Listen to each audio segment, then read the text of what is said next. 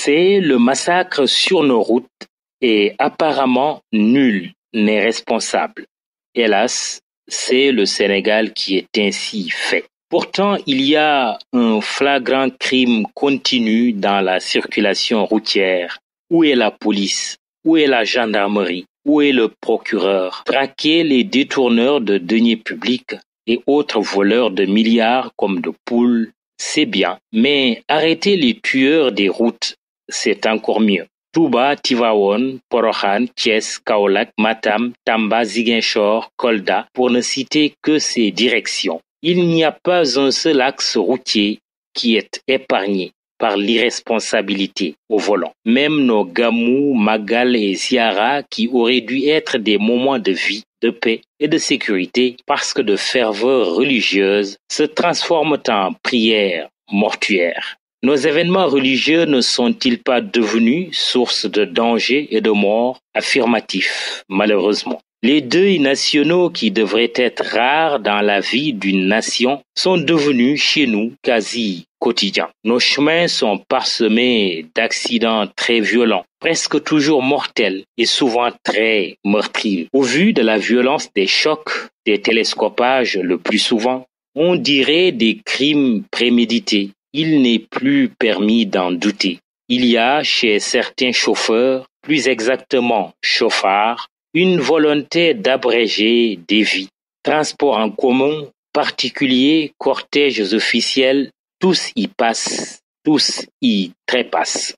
Nous aurons beau construire de belles routes et de belles autoroutes une bonne fois pour toutes. Ces infrastructures modernes, quoique nécessaires au développement du pays, risquent de se transformer en cimetières à ciel ouvert aussi longtemps que l'État et les citoyens pris individuellement et collectivement n'imposeront pas ou ne s'imposeront pas, c'est selon la discipline que requiert la sécurité routière. Avouons que ce ne sera pas chose aisée dès lors que la police, la gendarmerie ou la douane, censées veiller au respect des règles envers et contre tous, sont elles-mêmes infiltrées par de faux policiers, faux gendarmes ou faux douaniers. La culture du faux ne va pas de pair avec la culture de la sécurité.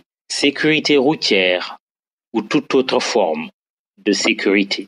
Le Sénégalais qui séjourne en Gambie et le Gambien qui visite le Sénégal rentrent toujours avec une conviction forte. La Sénégambie existe, elle n'est pas morte et elle ne sera jamais morte. Il y a quelque chose de fortement sénégalais en Gambie, comme il y a quelque chose d'intensément gambien au Sénégal. Même la main séparatiste qui en a fait deux territoires et deux États distincts par le fait diabolique de la balkanisation n'a pas réussi à effacer la réalité sénégambienne. Aussi, le président de la République peut-il s'appeler Senghor, Diouf, Wade ou Sall d'un côté de la frontière et de l'autre Diawara, Jammeh ou Barrow?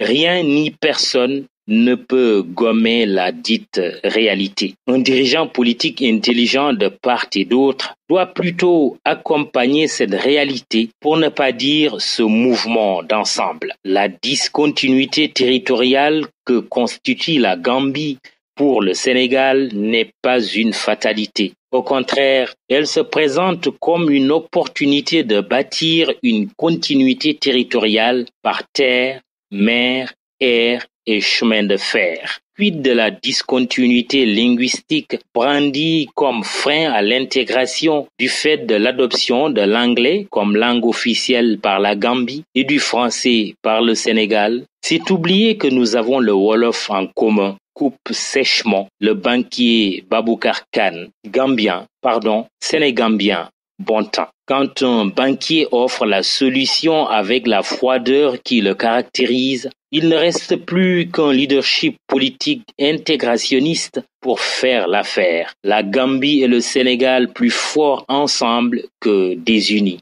Sénégambia, Tchakanam, vive la Sénégambie.